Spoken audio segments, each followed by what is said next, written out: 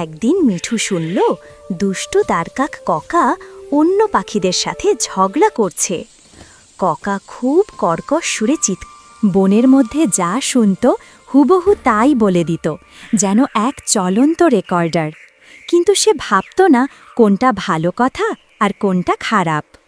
একদিন মিঠু শুনল দুষ্টু দারকাক ককা অন্য পাখিদের সাথে ঝগড়া করছে। ককা খুব কর্কশ সুরে চিৎকার করে বলল, ভাগো ভাগো এখান থেকে, একদম কাছে আসবি না। ভাগো ভাগো, একদম কাছে আসবি না।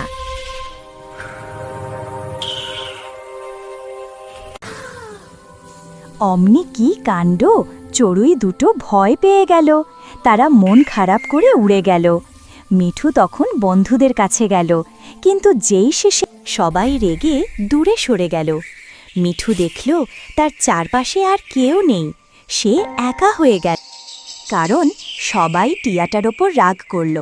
খারাপ কথা বললে কি আর কেউ কাছে থাকে? মিঠু তখন বুঝতে পারল না কেন এমন হলো।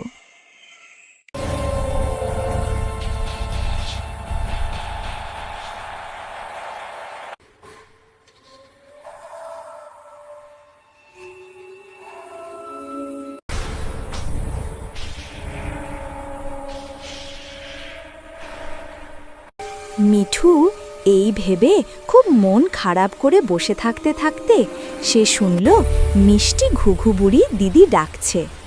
দিদির গলায় কি কোমলতা, যেন বাঁশির সুর। এসো এসো বন্ধু, এখানে কত মিষ্টি ফল, সবাই মিলে ভাগ করে খাই। Come closer, dear ones. You're always welcome here.